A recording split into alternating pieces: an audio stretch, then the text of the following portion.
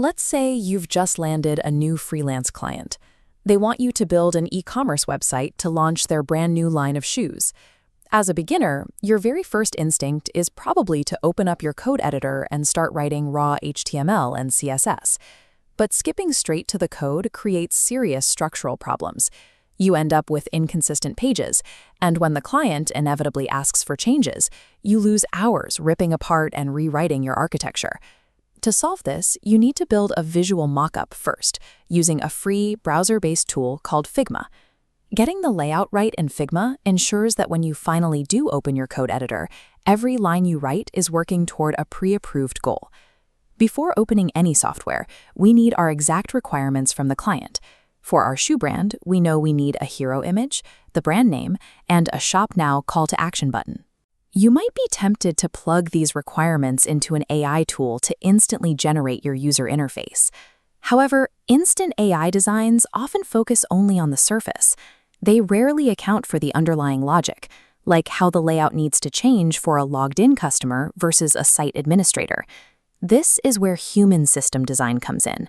You use Figma to map out these different user roles and technical constraints visually before a single API is ever called. Setting up a fresh project in your Figma dashboard gives you a secure, flexible environment to map out the system design safely. By defining exactly what the client wants before you draw a single box, you protect yourself from endless feature requests and project delays later on. Opening a blank design file for the first time can feel intimidating, but Figma operates on simple drag-and-drop mechanics. If you have ever used consumer tools like Canva, you already understand how this works. First, add a desktop frame to the canvas. In the top left toolbar, select basic building blocks like shapes. Drop those text blocks and a header bar directly into your frame. Finally, add a large image placeholder to anchor the page's visual hierarchy. Building this low-stakes layout lets you rapidly test ideas and move elements around without worrying about breaking any underlying code. Once the basic structure is in place, you can refine the fonts, add colors, and drop in real images to turn that wireframe into a polished mockup. With the design finished, your next task is securing feedback. You do this using Figma's top right Share button. Before you send that link, you must change the default file permissions from restricted to open access.